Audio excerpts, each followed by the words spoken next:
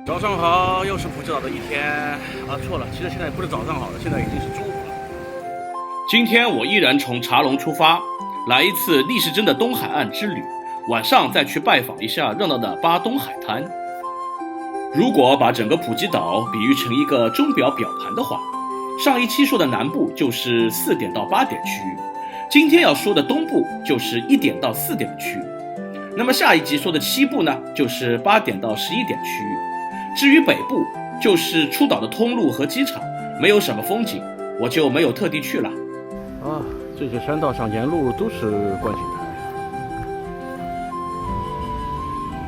不过这快起条当心哦，底下好像都已经烂穿了已经。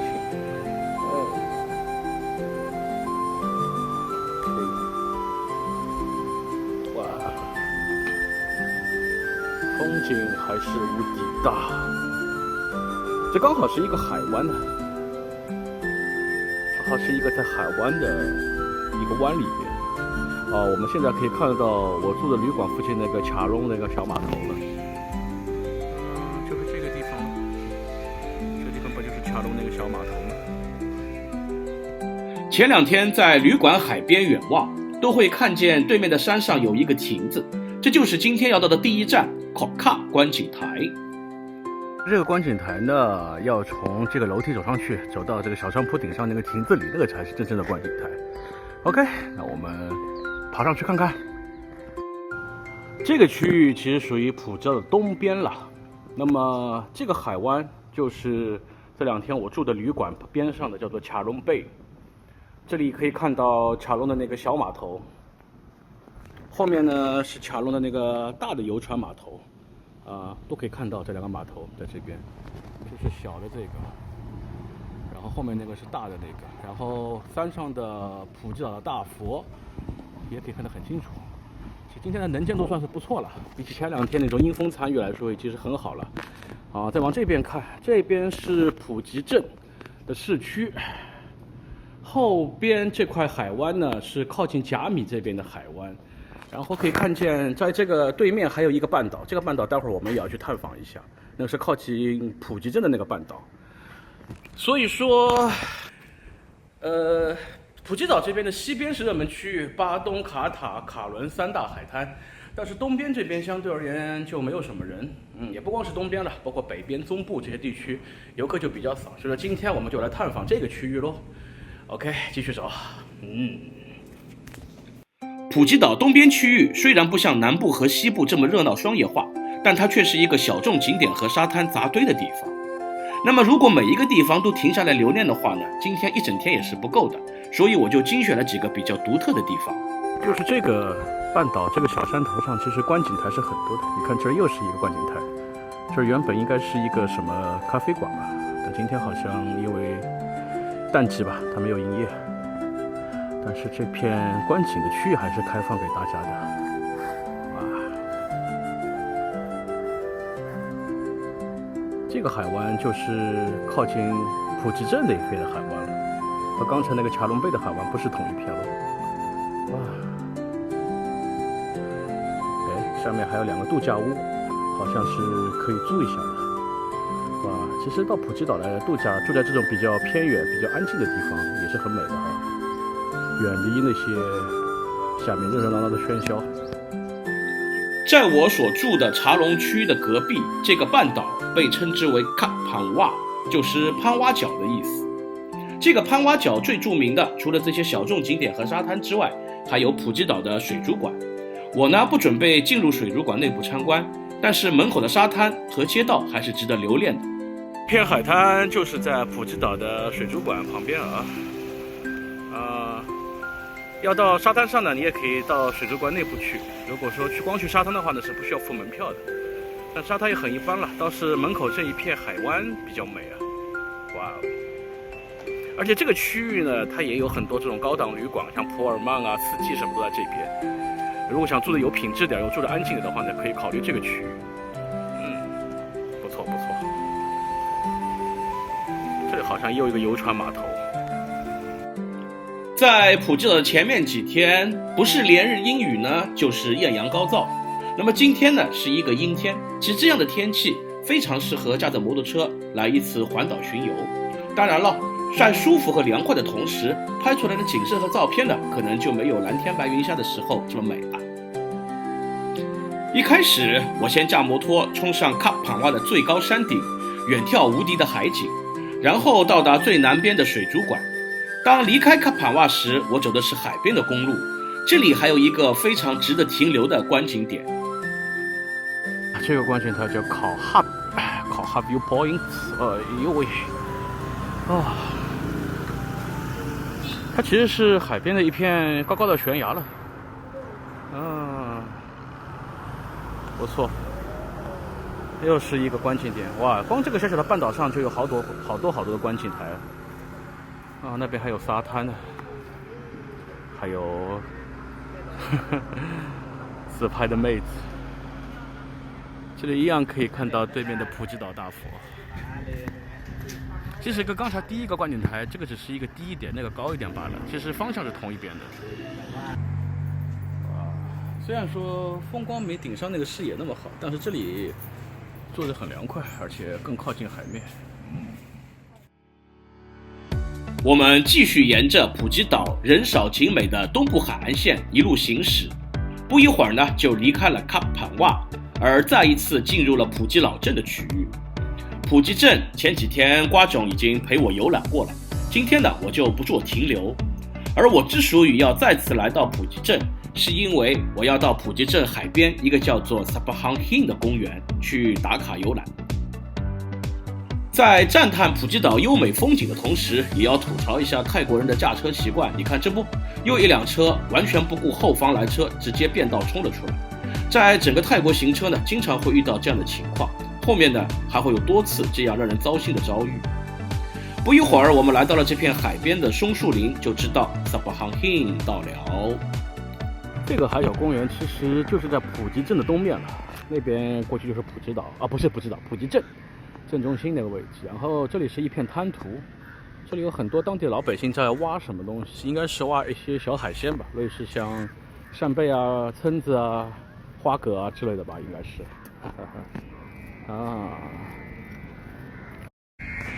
哇，这个又有点工业，又有点民族色彩的雕塑啊。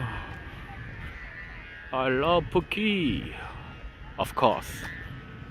我知道了，原来这个声音并不是鸟叫，而是他们那些传统的泰国风筝，上面有一个类似像哨子一样的东西，在空中被空气震动之后，会发出这种类似像口弦一样的声音，是泰国风筝了。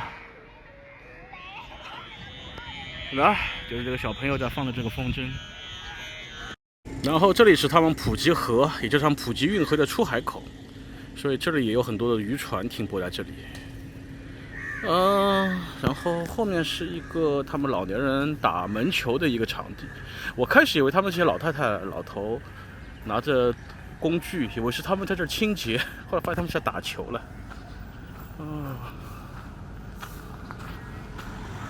在这个Sabahang Hill的这个公园的入口处，还有一个红树林，一个小步道我们继续看看啊。这个红树林步道跟那天我们在甲米的那个很像啊。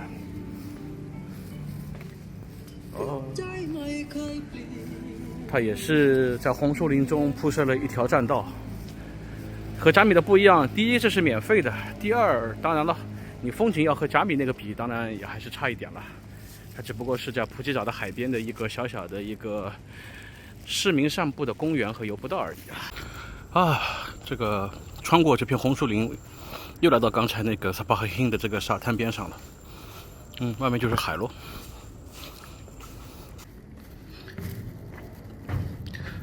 这样就回到了刚才的海边的游步道上了。这个地方晚上如果吃完饭住在附近的来车上不是不错的。然后这个海边步道的尽头还有一个非常美的一个玻璃缸，不是，和不锈钢的一个雕塑。海岸的对面有一些高脚屋，类似像槟城的信州桥一样的，它也是当地的渔民把房子造在海面上，然后下面用木条支撑的。海边吃炸鸡。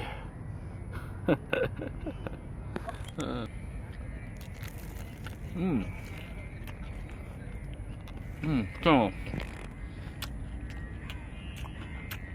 比 KFC 差。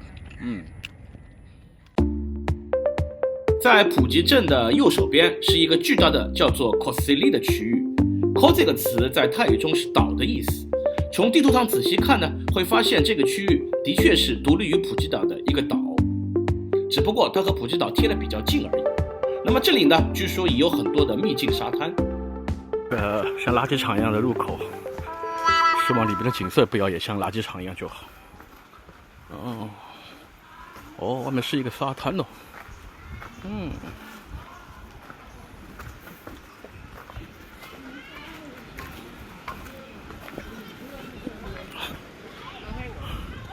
就是一片沙滩，它怎么叫做 viewpoint？ 当然了，这也可以算是 viewpoint。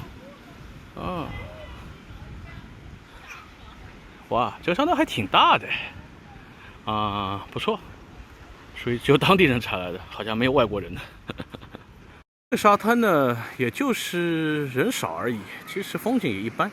关键是入海的这个滩涂上也都是碎石头，也不适合游泳。如果说想避开人潮的话，可以来这里坐坐，其他也没什么。我是反正闲了，骑个摩托车没事到这来看看。特地过来真的没必要哈。在泰国驾车经常可以看到这样的拦路狗。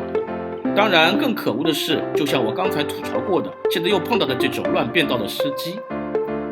俗语模拟久了，就不得不吐槽一下泰国司机的驾车习惯真的很差。相比而言，大马整体的交通环境和驾车习惯就好很多。好了，不抱怨了，因为我们到了下一个秘密沙滩了。其实搞了半天，这片沙滩跟前面那片沙滩是连在一起的。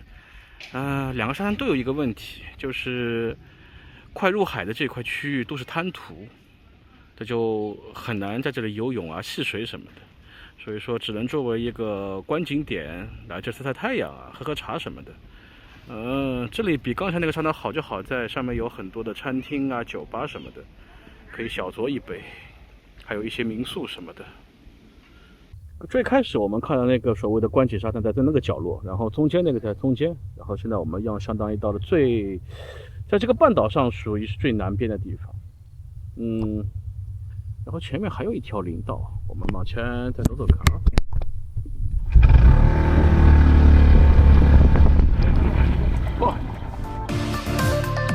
我经常在一些旅游书籍和旅游网站上看到一些作者说，想看到更美的风景呢，你得走得更远，走得更远。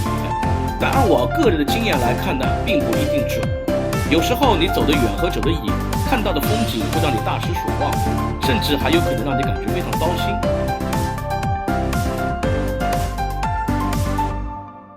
这个路太泥泞了，太难走了，我就下来徒步了。因为待会儿上坡什么的，到时候我不想滑倒。我们再往前走2步。如果说没什么东西，往回走了。发现这边每一个小棚子都是一个墓都他们泰式的墓，上面还盖一个被子，有点恐怖。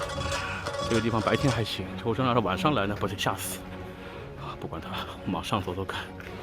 好吧，到了尽头了。所谓的这个隐秘的角落，就是一片布满了碎石的海滩。上面还有一个类似像船码头的废纸一样的地方，上面还有一些人不知道在干嘛。这个地方貌似也没啥好玩的，关键是你要下到最底下那个石头沙滩，要走一条非常陡的，而且都是黄泥铺的路，所以这个区域就是这样的了。然后整个海面上都是非常大的一片滩涂，本地人可以在这儿捞点小鱼小蟹什么的，游客我觉得就没必要来了。OK。差不多了，今天这些偏门的地方也探索的差不多了，可以准备撤了。A few moments later. 哎呀，真是的，早知刚才跑这么深的那个深山老林里，还穿过一片坟地，到了那个所谓的闽夷的沙滩，还不如就在外面这条马路上看看这路边这些美景了。有时候跑得远，并不一定能看到更多的东西哦。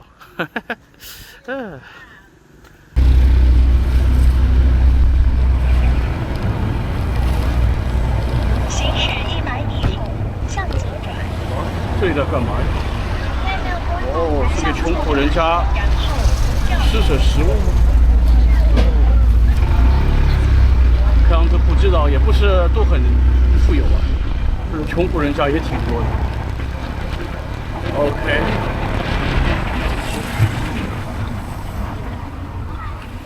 这里还有一个地方叫做 Monkey View，Monkey View Point， 这个我真是没有特地找的，这个真的就是路边就看见了就下来看看。我靠，这里好多 monkey 啊！哎呀，我们看看啊，哎呦，这里还特地给 monkey 们做了这么多的雕像哦。哎呀，这些猴子，这里有当地的老百姓跟游客在喂它们，但是貌似这些猴子很凶。哎呦，还有这么多的香蕉给它吃。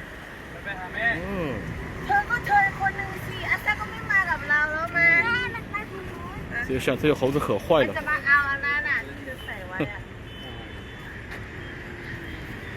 啊 ？Try? Give it a Sweden. Okay. Go away. 哦。Hey. Okay, thank you for your banana. 我的天哪，这么多猴子！这个猴子可比华富里那边还多的感觉。哎呦，看起来有点头皮发麻。其实我这个人是不是很喜欢猴子这种动物的吧？我觉得猴子这种动物不是很可爱，有点狡猾，有点像人那么很贪心，然后呢又鬼点子很多的感觉，关键是看上去脏兮兮的。反正，而且还很有攻击性，不是很喜欢，真的不是很喜欢。不过无所谓了，猎奇看一下了。今天晚上吃青口贝、mussel， 还有就是泰式豆腐汤。他们泰国的这种小饭店呢，一般都搞得很漂亮，然后很仙气飘飘的感觉，但问题是。门口就是尘土飞扬的大马路，也好，这种又接地气又鲜的感觉还是蛮 OK 的。哦，饿了，赶紧吃。一半感觉脚下痒乎乎的什么东西，一看，哎呦，又是一条小猫咪。你的线条可真好啊，绕来绕去的。在普吉镇上吃一个晚饭。我就准备离开东部区域。那么这个区域虽然景点密集而且众多，但是玩起来却不需要太多时间。我看了下表，此时才下午5点半。那么晚上呢，我还是会去找个地方继续逛一下。此时我看了一下谷歌地图，发现只要穿过整个普吉镇，再走穿越整个普吉镇中部山脉的4029号公路，就可以到达普吉岛最繁华、最热闹也是最商业化的巴东海滩了。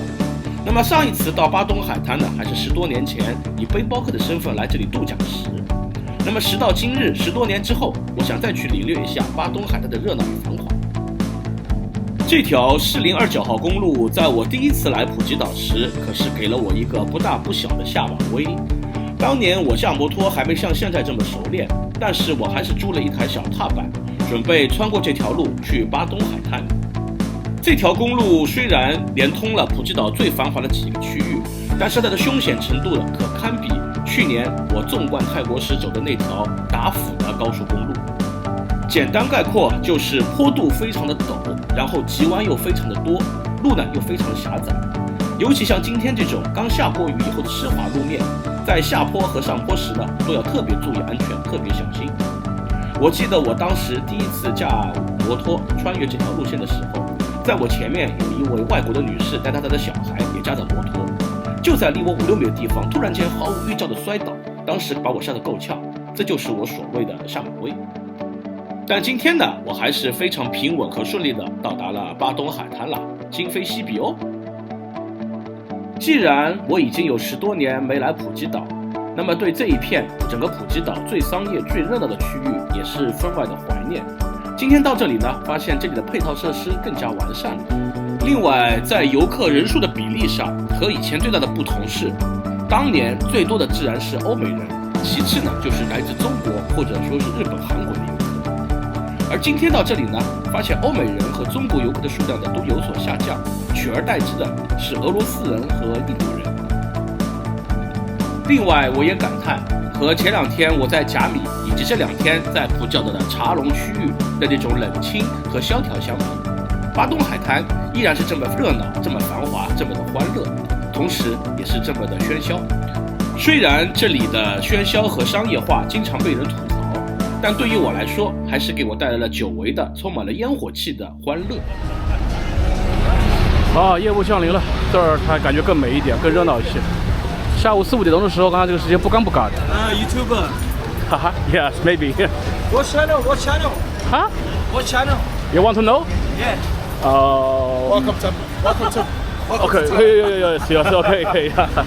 Okay, you can check Major Ziggy. How do you spell it? You're gonna follow. Major. Oi. Hey, Just whatever you do for passionate, just your passion. Yes. We support the passion people. Yeah, we just record my watch motorcycle travel around the Southeast Asia. Okay. Yes. Such as. 看这里的人还是这么的热情，这么的友善，这么的好客。也许是这次南部摩旅前几天遭遇的都是那种冷清萧条的雨季氛围，那么今天来到巴东海滩呢，又让我找回了第一次来泰国的时候的那种兴奋和欢乐。一转弯，我就进入了整个巴东海滩最著名也是最热闹的步行街。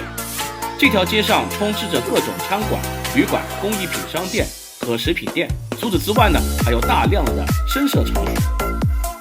很多人来巴东海滩的第一目的呢，自然是来这些深色场所进行消费和娱乐，这也没什么可指摘的，因为时至今日，在这个越来越无趣的世界上，能有一片像这里这么欢乐、这么百无禁忌的地方是非常不容易的，大家且玩且珍惜吧。既然说到了深色场所，我就分享一下本地大佬们给我的经验。他们认为巴东海滩这里玩这种深色全码的东西呢，并不是一个好选择，因为大部分的这种项目和收费都是比较游客化，收费会比较高，服务呢也会比较敷衍。这个是什么意思？大家都懂哈。那么如果说在普吉岛想玩一点带颜色的项目的话呢，我在下一集会为大家介绍，大家不要急哈，嘿嘿。随着夜幕降临，我就要离开巴东海滩，回到我在茶龙的旅馆了。不得不说，整个普吉岛还是非常大的，从巴东回到茶龙要将近40多分钟。今天白天游玩了安静且小众的东部海岸线区域，晚上呢又来到了最热闹最繁华的巴东海滩。这一天可谓是非常的圆满。下一集我继续为大家介绍普吉岛的西部海岸线。应该说巴东海滩也属于西部，由此可见，西部是整个普吉岛最繁华、最热闹，也是著名景点最多的一个区域。那么我们下期见吼！